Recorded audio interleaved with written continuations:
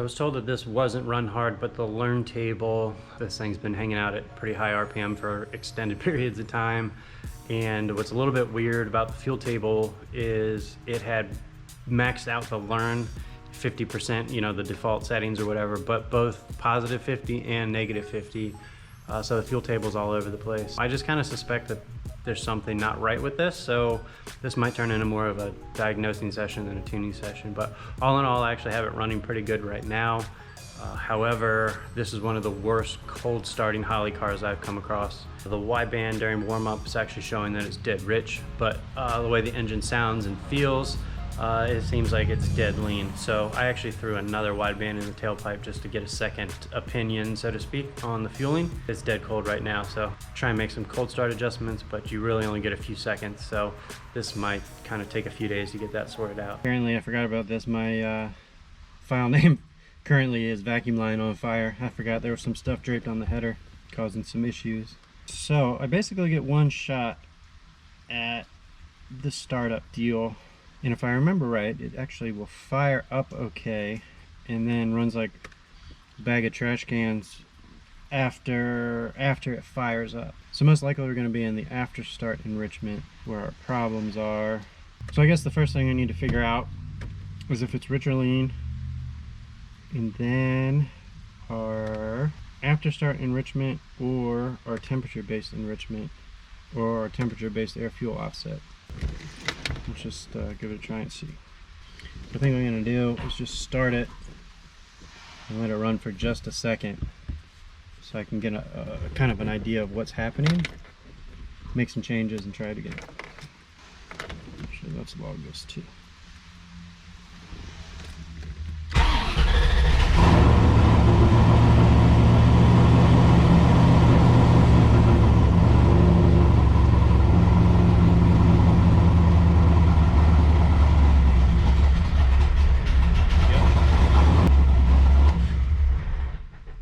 So, I was actually correct on that. I'm sure you heard it started, fired, it was okay, and then it turned into a piece of shit.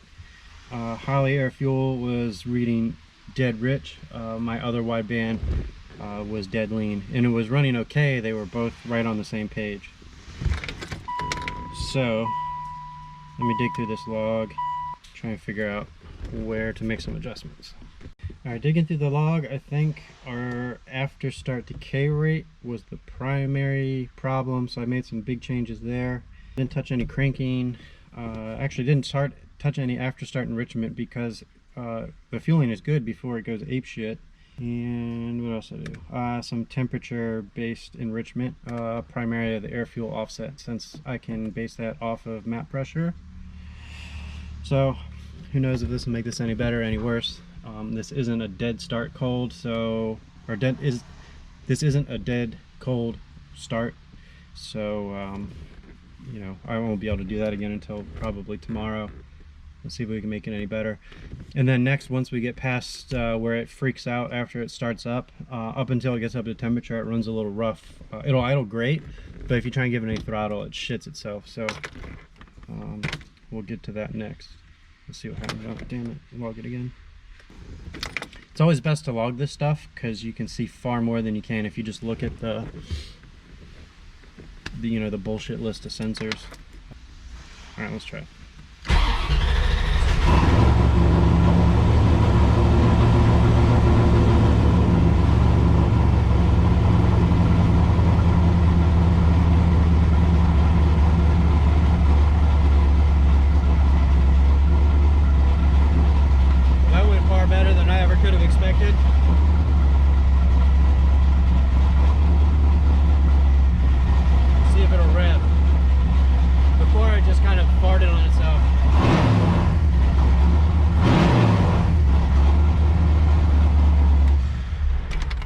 I'm going home. I'm gonna get hit by a bus or something. I literally thought this was gonna take like 3 weeks to get this thing to cold start right. If I just got it right on the basically the second shot, I'll be very happy. Yeah, now the air fuel is right where we want it to be, and closed loop is turned off for all this. Ruin your life on cold start, so I never turn any closed loop on until a warmer coolant temperature. And in a lot of cases, depending on the camshaft and stuff, I'll actually turn closed loop off at idle altogether. Digging through this log, I don't even know if I want to make any changes. Alright, let's roll with that for now. I'll try it again tomorrow morning. That's hard to believe.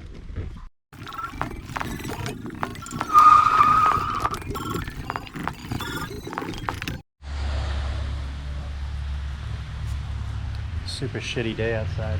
I'm gonna let this thing warm up all the way, then we'll bang out, kind of rough in some of the part throttle stuff, and then moment of truth, we'll try some full throttle. I don't know what to expect now that what I was expecting to destroy my whole existence on Earth actually took 5 minutes. So who knows, maybe this will go better than expected now. Instantly I regret saying that.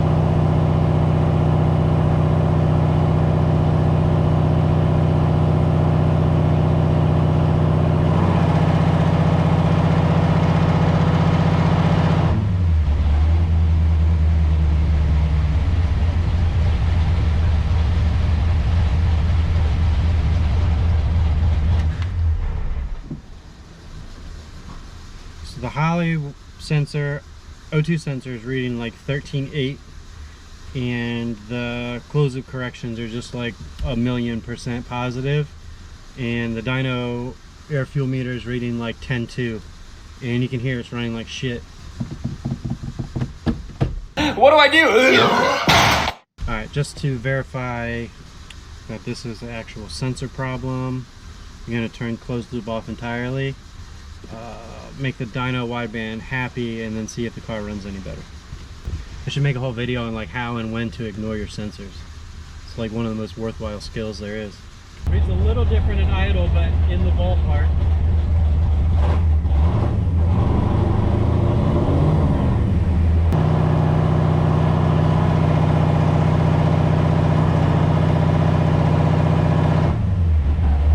Like 11.8 on one and 13.6 on the other. I'm going to make a quick short run, because then it will graphically show me if it's any better or any worse.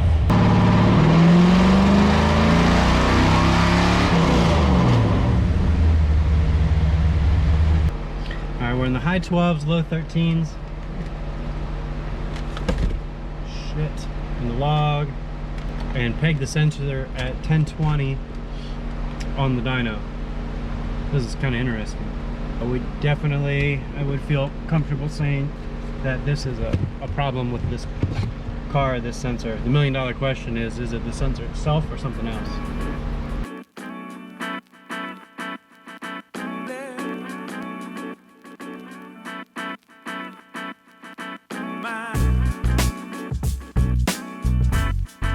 Swapped in a known good sensor into the car and into the Holley, so I'm going to make same run, no changes, compare the two, and see if that can't get us going. If that doesn't work, then we know it's a problem with the car, not the sensor. It's most likely the car, and this is one of the downsides to trying to rely on the learn to tune the car. More often than not, you just end up running the sensors into the ground. But this always makes me feel bad for people that are unable to identify problems like this, make you run around in circles forever trying to target an air-fuel ratio that's totally wrong. And I get asked all the time if I do remote tuning. The answer is yes, but this is one of my hesitations. When you're not there to troubleshoot, it makes it a lot harder, as to where when you're just looking at a computer screen and the air-fuel ratio looks right. But when you're with the car, you can kind of hear it, touch it, feel it, taste it type deal, and decide what's right and what's wrong. Let's see if this shit works.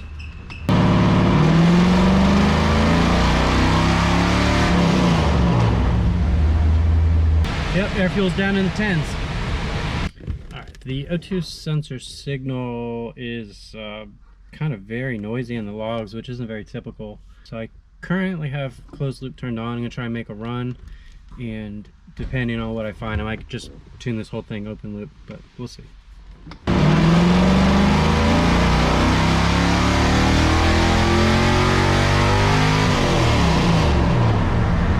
Doesn't make a whole lot of power, but I also didn't expect it to. It's got no timing in it. Alright, let's check this log out. If you look at the red and the green, the red is air fuel. You can see it looks like shit, and then the green is the correction based off of the air fuel that looks like shit, so it looks like shit. But when I use my other wideband, I'm getting much cleaner readings. So I think what I'm gonna do is turn the closed loop off and ignore the air fuel here in the Holley. Kind of tune it the old school way. This is probably like maybe like ground related or noise related. And I see this time and time and time again, is when you see wiring that scares you, you kind of get sensor readings that look very similar. So I'd bet a lot of money that this is a result of poor wiring. I'm gonna lean it out and try and get the air fuel maybe reasonable on there, compare the two and see if it picks up any power. All right, so all the VE numbers in the table actually match and follow the air fuel I'm seeing on that wideband. My gut's telling me to trust the dyno wideband, so we're gonna start there.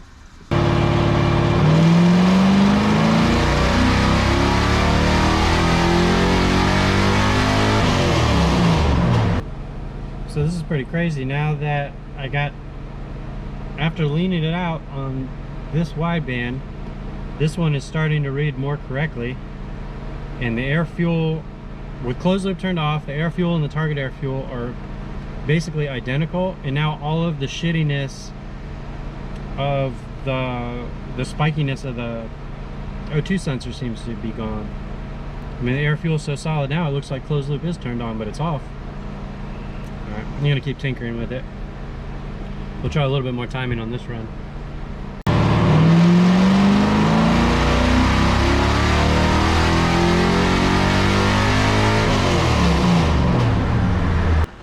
Alright, probably gonna make one more run on motor just to flatten the air fuel out just a little bit more, but I can't say I have 100% confidence that what I'm being told is in this for nitrous jets is in it, so I'm gonna go ahead and pull those out and verify it, and then we'll keep our fingers and toes crossed and try and spray this thing.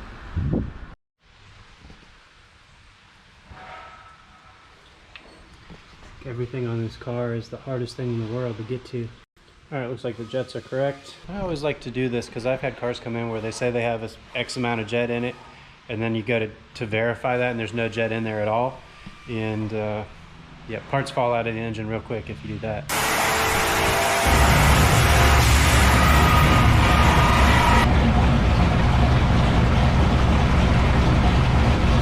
Not sure how well the fuel pump's gonna hold up to this.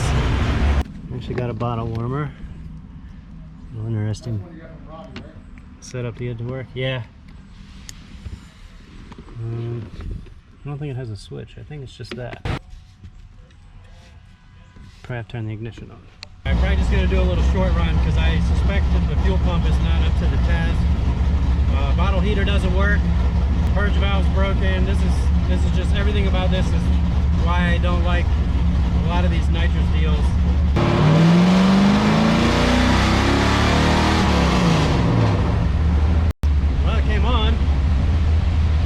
See what the fueling looks like. Basically let the nitrous turn on and then just got out of it to look everything over. This looks good enough to continue going, so let's try that. You've got to be kidding me. God damn it, man. They never said winning was easy.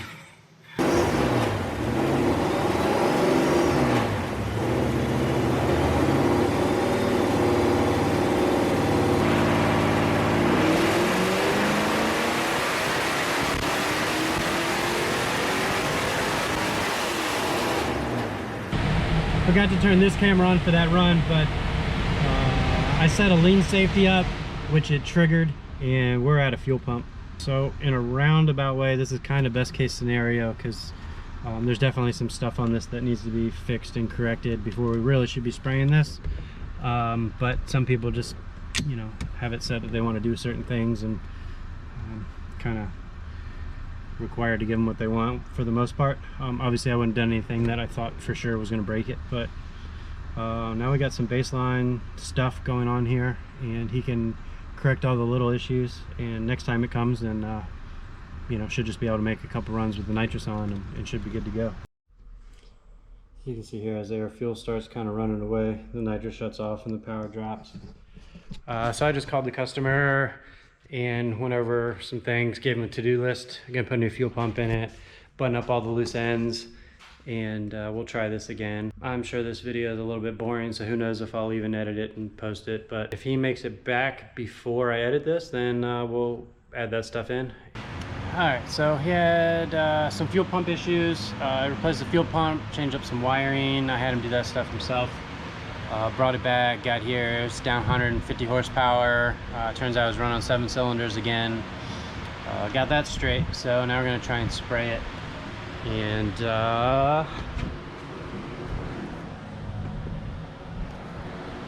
bottle pressure is at 1.3 billion pounds, so we're going to basically empty the whole bottle with the purge. And hopefully, fingers crossed, we can get this thing finished up this time.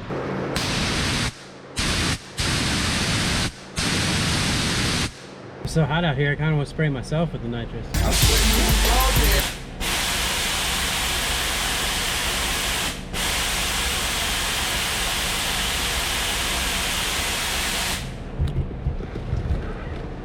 You can't see it. I'm gonna switch on moment of truth here. This is the 3rd car for today, and I just want to go home in a good mood, so hopefully I can spray this a few times and everybody be happy.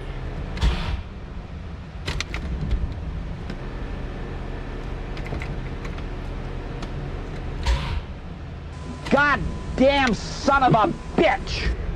That's just funny there. This only happens to me, by the way.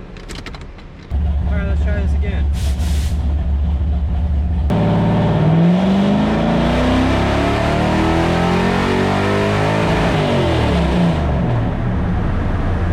It's actually dead fat now, which is a good thing. Exactly what I wanted to do. Now we know the fuel pump situation's good. And it looks like I'm turning the nitrous off a little bit too early. But now I actually got something that I can work with. Put a little bit more fuel, and we're gonna try 1 degree at a time.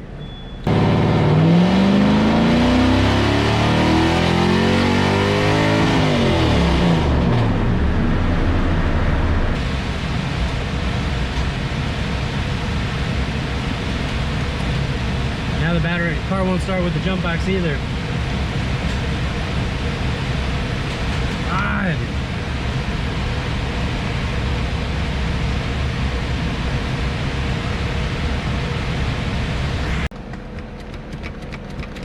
Now it doesn't do anything.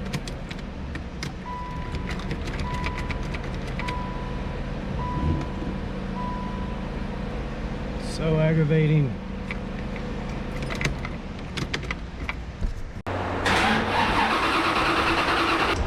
Starter works, but it acts like there's other stuff not getting power, so there's probably some sort of a fuse blown somewhere, which kind of isn't too surprising with the wiring on this car. Really just need to make like 1, maybe 2 more runs on this, but there's nothing I can really do with this like this. Battery's totally dead. I think I'm gonna put a charger on it, pick my daughter up from daycare, go home, eat dinner, and then come back tonight. It's pretty much the last thing on earth I want to do, but I just have too many other cars to let this one occupy any more time. It's not fair to everybody else.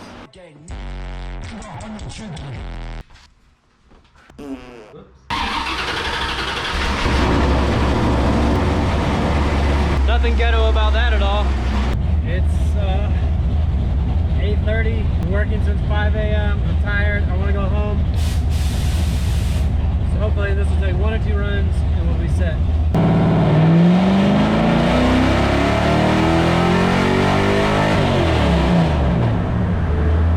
That looked better. Made more power. This thing's not exactly a powerhouse. All right, let me look at the log. I think 1 more and we should be all right. All right, really, shit. Really hoping, god damn it. There we go. Really hoping that this is the last run. I like the timing a little bit, so I gave it a touch more and changed the target air fuel ratio just a little bit. Obviously, with everything going on in this car, I'm not getting aggressive with it. But yeah, if we can find a couple horsepower, I'll be happy.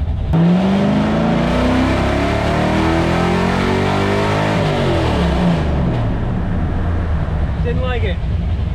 Once again, like always, going like more aggressive. There's no reason to go aggressive with this stuff. It just, never makes as much of a difference as you would expect it to. All right, let's check out the fueling. I'm gonna have to make another run. I'm not happy with that. God damn it.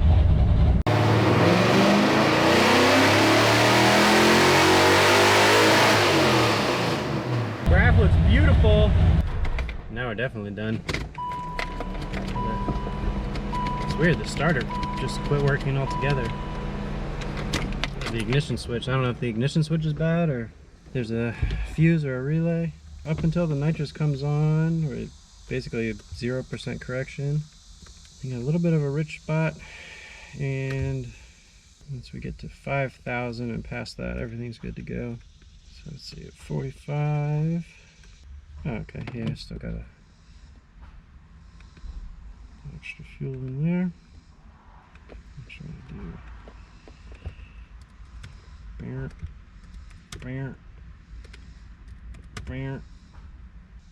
save this as a new file. Jesus, got like 4,000 files for this car. Alright, with everything it's taken to get to this point with this car, getting this off of the dyno in one piece I feel is like a major success. So definitely not the most exciting video I've done on here, but it is what it is, and that's going to do it for this one, so we'll see you next time.